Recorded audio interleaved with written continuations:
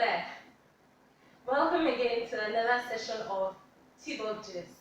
Today I'll be talking about respect in parenting. In a particular session I had with some group of parents in the diaspora, I was asked a very simple question. How do you separate your authority from ego?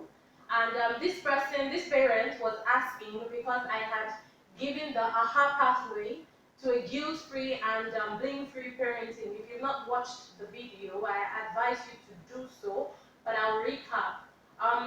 The AHA pathway simply shows you different roles parents will take up in order to avoid guilt or blame in parenting. So the AHA pathway, AHA is spelled A-A-H-A. And the first A symbolizes authority, the second A, altruism or approachable, the H is humanity, and the A, the final A, is ascent, right? So this parent was asking based on the office of the authority part of what I spoke about in previous videos, right? So she asked that if as parents we are to if as parents we are to wield our authority, how then do we separate the ego that comes from authority when parenting? And I'd like to answer that publicly as well. I've given her a private answer, but I'd like to do so publicly as well. It is true, in whatever situation you might be, either a parent, a boss at work, a leader somewhere, when you are handed authority, one of the packages, one of the attachments to authority is ego, right? So, to become a good leader, a good parent, a good whatever cadre you are, to become good or to become a leader, you have to know how to separate that authority from ego. And I'll give a very simple example. If your CEO walks into the office right now, many times in very huge organizations, you hardly see your CEO. You are only in contact with your direct manager, right? So only those at senior management level get to interact with the CEO periodically, right? So if you do not belong to the senior management staff, you will hardly ever see your CEO. So imagine your CEO walks into your office, yeah? And when he walks in, you will be filled with this awe and trepidation as well. It comes hand in hand. Because you're seeing someone you've not always seen, and you understand that this person wields a lot of authority. Now, there are two ways that boss, that CEO, can react. He can either let all of their attention get to his head and misbehave, and by misbehaving, he becomes brash, he becomes rude. He knows that whatever instruction he gives must be obeyed, whatever verdict he's giving is a done deal, right? So he can either choose to approach it from that way, or he chooses to approach it from the other way, which is the bottom-up way. The first dimension I explained is the top-bottom way. So if he goes, if he decides to use the bottom-up dimension, when he's in the midst of his people, he will always want to hear what it is they have to say about him and about the leadership, about the company, feedback from the people at the bottom who also happen to be the ones hands-on with the clients, with the customers. If he makes communication open enough for them to be able to give him feedback, that's the hallmark of a good leader. So let's bring it back to parenting.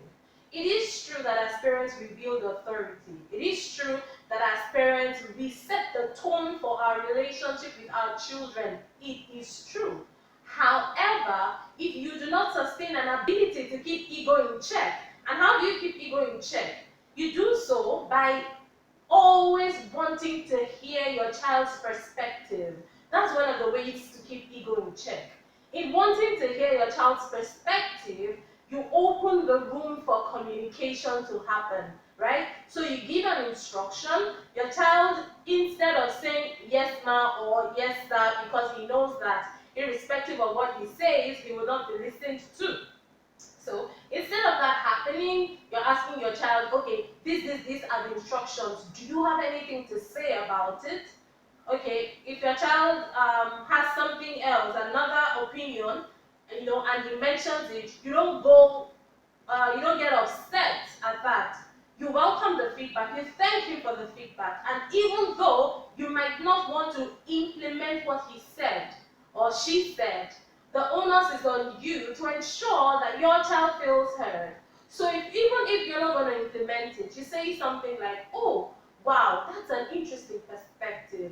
Thank you so much for bringing it up. However, right? Did you see that? However, then you pinpoint the holes and the gaps in what it is this child has said. So I'll give you a practical example of something that happened quite recently to a parent. So this particular teenager, a 14-year-old boy, wanted to go to a party, right?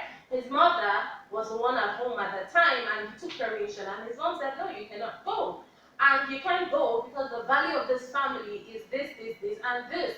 In that party, there will be alcohol, there will be drugs, and I don't want my son mixing with such a crowd, right? Guess what the son's response was? Oh, mom, if you don't allow me mingle with this crowd, how else will you know if what you've been teaching me has been properly imbibed? Right? That sounded like a good deal, yeah? So his mom could easily have said, oh wow, that's true, you can go. But guess what the mom said? The mom said, wow, that's actually very true.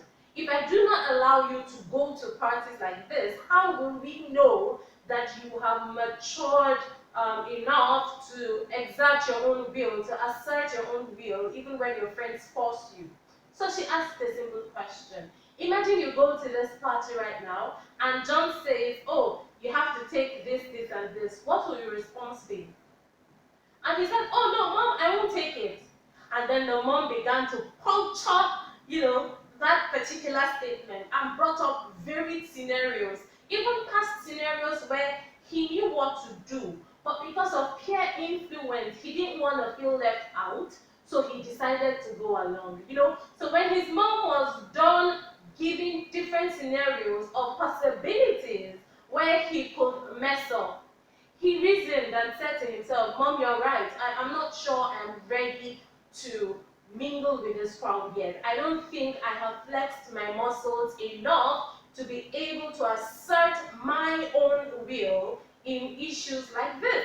And so that is one easy way to ensure that ego does not ruin your relationship with your child, your teenager, or your adolescent.